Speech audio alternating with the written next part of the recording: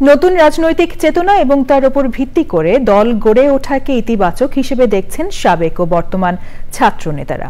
সার্বিক পরিস্থিতি তুলে ধরে দলের আদর্শিক জায়গাকে সুসংহত করার আহ্বান জানিয়েছেন তারা। মিথিলা নাজনীনের রিপোর্ট। গত বছরের জুলাইতে বৈষম্য বিরোধী ছাত্র আন্দোলনের কোটা বিরোধী আন্দোলন শেষ পর্যন্ত সরকার পতনের এক দফা দাবিতে পরিণত হয়। ছাত্রদের আন্দোলনে যোগ দেয় আপামর ছাত্র জনতা। এরই ধারাবাহিকতায় ৫ আগস্ট পতন হয় স্বৈরাচারী শেখ হাসিনা সরকারের। এবার বৈষম্য বিরোধী ছাত্র আন্দোলন থেকে গড়ে উঠল শিক্ষার্থীদের একটি রাজনৈতিক দল ও আরেকটি ছাত্র সংগঠন। রাজনৈতিক দলের নাম জাতীয় নাগরিক পার্টি আর ছাত্র সংগঠনের নাম গণতান্ত্রিক ছাত্র সংসদ। শিক্ষার্থীদের সংগঠন গণতান্ত্রিক ছাত্র সংসদ নিয়ে প্রত্যাশার কথা জানিয়েছেন সাবেক ছাত্র নেতারা। দল গঠনকে সাংবিধানিক অধিকার হিসেবেই দেখছেন তারা।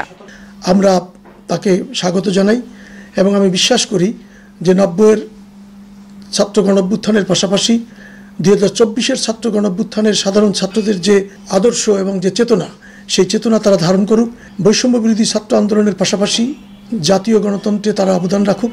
নিজেদের অভ্যন্তরে অবশ্যই গণতান্ত্রিক যে মূল্যবোধ, সেই মূল্যবোধের চর্চা করবেন এবং একই সাথে অপরাপর যে ছাত্র সংগঠন রয়েছে সেই ছাত্র সংগঠনের সাথে সম্পর্ক উন্নয়নে তারা কাজ করবেন বলে আমরা প্রত্যাশা করি। অন্যদিকে নিজেদের বহুদলীয় গণতন্ত্রের ধারক হিসেবে তুলে ধরে বিএনপি বলছে, জনস্বার্থকে উপেক্ষা করে যেন ভোটের স্বার্থ বড় না হয় সেদিকে সজাগ থাকতে হবে নতুন দলের নেতাদের।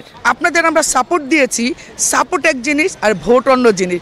তাই এই সংগঠনটাকে আপনারা খুব দ্রুত রান করার জন্য, দ্রুত ফলপ্রসূ করার জন্য কোনো স্বৈরাচারী যারা আছে প্রেতাত্মাদের আপনারা যেন এই দলের মাধ্যমে আবার পুনর্বাসন করে না ফেলেন ভোটের দিকে খেয়াল করতে গিয়ে। সব মিলিয়ে অনাকাঙ্ক্ষিত পরিস্থিতি এড়াতে সমমনাদের সমান অংশগ্রহণ নিশ্চিতে জোর দেন বিভিন্ন দল ও সংগঠন। Mithila Naznin, channel I, Dhaka.